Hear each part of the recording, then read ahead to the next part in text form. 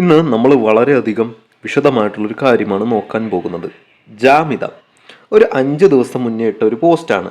അപ്പോൾ ആ പോസ്റ്റിൽ ലൈക്കുകളൊക്കെ അത്യാവശ്യമുണ്ട്. നമ്മൾ വളരെയധികം ഒരു ഡീറ്റെയിൽ ആയിട്ടുള്ള കാര്യമാണ് പറയാൻ പോകുന്നത്. അപ്പോൾ ആ പോസ്റ്റ് നമുക്കൊന്ന് വായിച്ചു നോക്കാം. അപ്പോൾ ഇത് മുഴുവൻ വായിച്ചിട്ട് അഭിപ്രായം അറിയിക്കുക എന്ന് പറഞ്ഞാൽ ശരി, അറിയിക്കാമല്ലോ. ഇന്ത്യയിൽ നടക്കുന്ന വർഗീയ കലാപങ്ങൾക്ക് മുഖ്യ കാരണം ഖുർആനാണെന്ന് ഒരു ഇന്ത്യൻ കോടതി വിധി പുറപ്പെടുവിച്ചിട്ടുണ്ടെന്ന വിവരം ആർക്കെങ്കിലും അറിയുമോ? ആ വിധിക്കെതിരെ ഒരു അപ്പീൽ പോകാൻ പോലും ഇസ്ലാം മത പണ്ഡിതർ തയ്യാറായിട്ടില്ലെന്ന വിവരവും ആരും അറിയാൻ സാധ്യതയില്ല. ഇവിടുത്തെ കപട മാധ്യമങ്ങളും ഇടത് കോൺഗ്രസ് പാർട്ടികളും നേതാക്കന്മാരും ഇക്കാര്യത്തെക്കുറിച്ച് മിണ്ടിയിട്ടുമില്ല. അപ്പം കേസ് ഏതാണെന്നുള്ളത് നമുക്ക് പറഞ്ഞു വരാം. ഇസ്ലാം സമാധാനത്തിൻ്റെ മതമാണെന്ന് പറയുന്നവരെ മുന്നിലേക്ക് ഇന്ത്യൻ കോടതിയുടെ ഈ വിധി ദേശസ്നേഹികൾ ചൂണ്ടിക്കാണിക്കണം. അപ്പോൾ ഏതാ സംഭവം എന്ന് അറിയാം നിങ്ങൾക്ക്? കൽക്കട്ട ഖുർആൻ പെറ്റീഷൻ എന്ന് പറയുന്ന സംഭവമാണ്. എന്താണെന്നുള്ളത് നമുക്ക് നോക്കാട്ടോ. ഈ കേസും ഇൻ്റർനെറ്റിൽ ലഭ്യമാണ്. അതും നിങ്ങൾ വായിക്കണം. 1986 ജൂലൈ 31 ഡൽഹി മെട്രോപൊളിറ്റൻ ജഡ്ജി സെഡസ് ലോഹത്താണ് സുപ്രധാന ഈ വിധി പറഞ്ഞത്. ഖുർആനിൽ 24 ആയത്തുകൾ ഉദ്ധരിച്ചുകൊണ്ട് ഇന്ത്യയിൽ എന്നല്ല ലോകത്തിലെ എല്ലായിടത്തും വർഗീയ കലാപങ്ങൾക്ക് ഇത് കാരണമാകുന്നു വിധി ചൂണ്ടിക്കാണിക്കുന്നു. പച്ചക്കള്ളമാണ് ഈ പറയുന്ന പച്ചക്കള്ളം. അവിടെ ജഡ്ജി എസ് ലോഹദാസ് എന്താണ് പറഞ്ഞതെന്നുള്ളത് നമുക്ക് പറയാം. ആദ്യം നമുക്ക് ഈ കേസിനെ പറ്റി ഒന്ന് പഠിക്കാം, ഒന്ന് നോക്കാം. അതായത് ഇവർ ആദ്യം പറയുന്ന വാദം എന്ന് പറയുന്നത് ഇന്ത്യൻ കോടതി ഖുർആൻ കലാപങ്ങൾക്ക് കാരണമാണെന്ന് വിധിച്ചു എന്നുള്ളതാണ്. വാസ്തവം കോടതി അങ്ങനത്തെ ഒരു വിധിയും പുറപ്പെടുവിപ്പിച്ചിട്ടില്ല എന്നുള്ളതാണ് നമ്മൾ മനസ്സിലാക്കേണ്ടത്. ഒരു മജിസ്ട്രേറ്റ് കോടതിക്ക് ഒരു മതഗ്രന്ഥം നിരോധിക്കാനോ അത് കലാപത്തിന് കാരണമാണെന്ന് പ്രഖ്യാപിക്കാനുള്ള അധികാരമില്ല. ഖുർആനിലെ വചനങ്ങൾ പോസ്റ്ററിൽ അടിച്ചതിന് പ്രതികൾക്കെതിരെ എടുത്ത കേസാണ് IPC 153A. നിലനിൽക്കില്ല എന്ന് പറഞ്ഞ് പ്രതികളെ വിട്ടയക്കുക മാത്രമാണ് കോടതി ചെയ്തത്. വിട്ടയക്കാനുള്ള സാങ്കേതിക കാരണങ്ങളെ ഖുർആനെതിരെയുള്ള വിധിയായി ചിത്രീകരിക്കുകയാണ് ഈ ഒരു പോസ്റ്റിൽ ചെയ്യുന്നത്.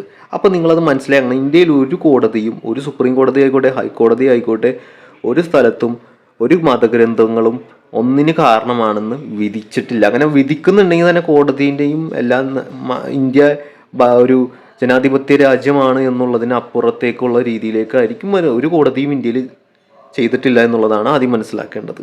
കാര്യങ്ങൾ നിങ്ങൾ ശ്രദ്ധിക്കണം. ഡൽഹിയിലെ ഹിന്ദു രക്ഷാധകർ പ്രതിനിധി ഇന്ദ്രസെൻ ശർമ്മയും സെക്രട്ടറി രാജ്കുമാർ ആര്യയും ഒരു പോസ്റ്റർ പ്രസിദ്ധീകരിച്ചതോടെയാണ് ഈ കേസിൻ്റെ തുടക്കം. പച്ചക്കള്ളം രണ്ടാമത്തത്. എന്തുകൊണ്ടാണ് രാജ്യത്ത് ഹിന്ദു മുസ്ലിം കലാപങ്ങൾ നടക്കുന്നതിന് ചോദ്യവും ഖുർആനാണ് അതിൻ്റെ കാരണമെന്ന് അതിലെ ആയത്തുകൾ ഉദ്ധരിച്ചുകൊണ്ടുള്ള വിശദീകരണമായിരുന്നു പോസ്റ്റിൻ്റെ ഉള്ളടക്കം. തെറ്റാണ്. രണ്ടാമത്തെ പൊട്ടത്തരവും തെറ്റിച്ചിട്ടിരിക്കുകയാണ്. ഇവർക്ക് കാര്യങ്ങൾ അറിയാം, പക്ഷെ അതിനെങ്ങനെയൊക്കെ ഹിന്ദു മുസ്ലിം ആയിട്ടുള്ള രീതിയിൽ കൂട്ടിക്കുഴച്ച് ഖുർആനും പ്രശ്നമെന്നുള്ള രീതിയിൽ അതിൻ്റെ ശരിക്കുള്ള കാരണം ഞാൻ നിങ്ങൾക്ക് പറഞ്ഞുതരാം. നിങ്ങൾക്ക് ഇട്ടിരിക്കുന്ന കാണാൻ പറ്റും. എന്താണ് കോടതി ചോദിച്ചു, ഇത്ര ആയത്തുകൾ ഖുർആനിലിരുന്നു വർഗീയ കലാപം സൃഷ്ടിക്കാൻ പ്രതികൾ ആസൂത്രണം, അത് മാത്രം ഇവർ സത്യമായിട്ട് എഴുതി. എന്നിട്ട് ഇവർ എഴുതിയിരിക്കണ ഇതാണ്, മറ്റു മതക്കളോട് യുദ്ധം ചെയ്യാനായിട്ടും ഖുർആനിലുള്ളിടത്തോളം കാലം രാജ്യത്ത് കലാപങ്ങൾ തടയാനില്ലെന്ന് അവർ വാദിച്ചു. ഇത് വശദമായി കേട്ട കോടതിക്കാര്യത്തിൽ സാക്ഷി ചേരാൻ ആരോപണങ്ങൾ വിധേയത ഡൽഹിയിലെയും UP-യിലെയും നിരവധി മുല്ല മൗലവി വിരിച്ച് ഇക്കാര്യത്തിൽ വ്യക്തത വരുത്താൻ ജസ്റ്റിസ് ലോഹത ആവശ്യപ്പെട്ടെങ്കിലും മുല്ല മൗലവി പോലും ഹാജരായില്ല. വളരെ പച്ചക്കള്ളമാണ് ഇവർ അടിച്ചു വിട്ടിരിക്കുന്നത്. ഇവരുടെ വാദം നമുക്ക് ഓരോന്നായിട്ടൊന്ന് കേട്ടു നോക്കാം.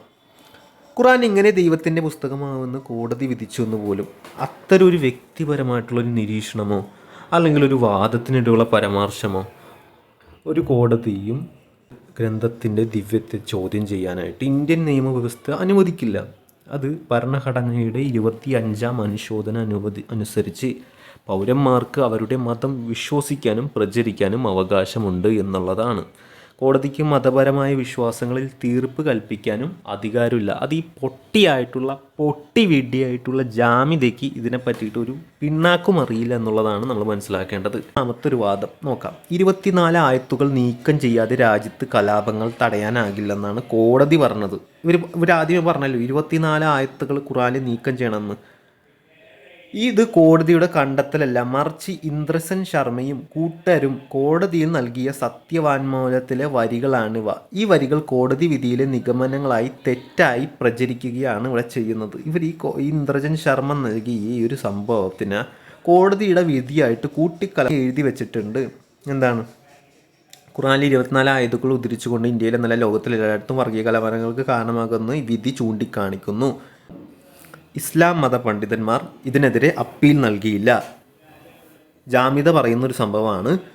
ഈ കേസിൽ ഇസ്ലാം മതപണ്ഡിതർ കക്ഷികളായിരുന്നില്ല. ഇതൊരു മജിസ്ട്രേറ്റ് കോടതി വിധി മാത്രമായിരുന്നു. ഒരു വ്യക്തിയെ കുറ്റവിമുക്തനാക്കിയ വിധിക്കെതിരെ സാധാരണയായി പ്രോസിക്യൂഷനാണ് അപ്പീൽ നൽകേണ്ടത്. ഖുറാനെതിരെയുള്ള വിധി അല്ലാത്തത് കൊണ്ട് തന്നെ പണ്ഡിതന്മാർ അപ്പീൽ നൽകേണ്ട സാഹചര്യം അവിടെ ഉണ്ടായിരുന്നില്ല. എന്നാൽ ഇതേ കാലയളവിൽ സമാനമായ വാദങ്ങളുമായി വന്ന കൽക്കട്ട ഖുറാൻ പെറ്റീഷൻ ഹൈക്കോടതി തള്ളിക്കളഞ്ഞത് പോസ്റ്റിൽ ബോധപൂർവം മറച്ചു വെക്കുന്നു. അപ്പോൾ ജാമിദൊക്കെ അറിയാം, കാര്യങ്ങളൊക്കെ അറിയാം. പക്ഷേ പുള്ളിക്കാരി അങ്ങോട്ട് നൈസായിട്ട് സംഭവം അങ്ങോട്ട് മറച്ചു വെച്ച്. ഖുർആൻ വചനങ്ങൾ ആക്രമണത്തിന് പ്രേരിപ്പിക്കുന്നു. ഖുർആനിലെ ചില വചനങ്ങൾ യുദ്ധസമയത്ത് ഇറക്കപ്പെട്ടതാണ്. അവയ്ക്ക് ചരിത്രപരമായ പശ്ചാത്തലമുണ്ട്. മാധ്യമങ്ങൾ ഈ കേസ് റിപ്പോർട്ട് ചെയ്തില്ല. അവർ പറഞ്ഞല്ലോ, ഇന്ത്യയിലെ ഒരു മാധ്യമങ്ങൾ പോലും റിപ്പോർട്ട് ചെയ്തില്ല. പിന്നെ അവരുടെ വീട്ടിലെ ആളുകളാണോ ഈ ചെയ്തത് എന്നുള്ളത് നമുക്ക് ചോദിക്കണം. മാധ്യമങ്ങൾ ഇത് വരച്ചു വെക്കുക എന്നത് വെറും ഗൂഢാലോചനവാദം മാത്രം. നിയമപരമായ വലിയ പ്രാധാന്യമില്ലാത്ത ഒരു മജിസ്ട്രേറ്റ് കോടതി വിധി എന്ന നിലയിൽ അന്ന് അത് ചർച്ച ചെയ്യപ്പെട്ടിരുന്നു. അന്നത്തെ പ്രമുഖ മാധ്യമങ്ങൾ ഈ കേസ് റിപ്പോർട്ട് ചെയ്തിട്ടുണ്ടെന്ന്. ഇവർ പറയുന്ന വാദങ്ങളൊക്കെ തെറ്റായിട്ടുള്ള സംഭവങ്ങളൊക്കെ നോക്കി. ഇസ്ലാം മത പണ്ഡിതന്മാർ ഇതിനെതിരെ അപ്പീൽ നൽകിയില്ലെന്ന്. ഈ കേസിൽ ഇസ്ലാം മത പണ്ഡിതർ കക്ഷികളായിരുന്നില്ല. കക്ഷികളാകാത്തൊരു കേസിൽ എന്തിനാണ് ഒരാൾ അപ്പീൽ നൽകേണ്ട കാര്യം? ഇവർക്ക് സ്വബോധമായ അവസ്ഥ ഇല്ല എന്നുള്ളതാണ് മനസ്സിലാക്കേണ്ടത്. 2021 വസീം റൗസി ഖുറാനിൽ ഇതേ 26 വചനങ്ങൾ നീക്കം ചെയ്യണമെന്ന് ആവശ്യപ്പെട്ട് സുപ്രീം കോടതിയെ സമീപിച്ചപ്പോൾ കോടതി ആ ഹർജി തള്ളുക മാത്രമല്ല ഹർജിക്കാരന് 50,000 രൂപ പിഴ ചുമത്തുകയും ചെയ്തു. കോടതികൾ ഖുറാൻ എങ്ങനെ കാണുന്നു എന്നതിൻ്റെ ഏറ്റവും വലിയ തെളിവാണ് ഈ ഒരു സംഭവം എന്നുള്ളത്. ഇതിൽ ഇവർ ഇട്ടിരിക്കുന്ന ബാക്കിയുള്ള കാര്യങ്ങൾ നമുക്ക് നോക്കാം. ബ്രിട്ടീഷ് ഭരണത്തിൻ്റെ കീഴിൽ രംഗീല റസൂൽ എന്നുള്ള സംഭവം ഇത് നമുക്കൊന്ന് ചർച്ച ചെയ്യണം. ഈ രംഗീല റസൂൽ എന്താണെന്നുള്ളത് നിങ്ങൾക്കറിയോ? അല്ലെങ്കിൽ ഞാൻ പറഞ്ഞുതരാം. ഇവരുടെ മറ്റൊരു വാദമാണ് എന്താണ് രംഗീല റസൂൽ കേസ് ശ്രദ്ധിച്ച് കേൾക്കണം കേട്ടോ. ബ്രിട്ടീഷ് ഭരണത്തിന് കീഴിൽ രംഗീല റസൂൽ എന്ന ഗ്രന്ഥത്തെ ചൊല്ലി അലഹബാദ് ഹൈക്കോടതിയിൽ നടന്ന കേസ് അദ്ദേഹം പഠിച്ചെന്ന്. രംഗീല റസൂൽ നടക്കുന്ന അലഹബാദ് ഹൈക്കോടതിയിലാണ്. യഥാർത്ഥത്തിൽ നിങ്ങൾക്ക് രംഗീല റസൂലിൻ്റെ കേസ് നിങ്ങൾക്ക് ഈ രംഗീല റസൂൽ എന്നുള്ള സംഭവം ഞാൻ വായിച്ച് കേൾപ്പിച്ചു തരാം.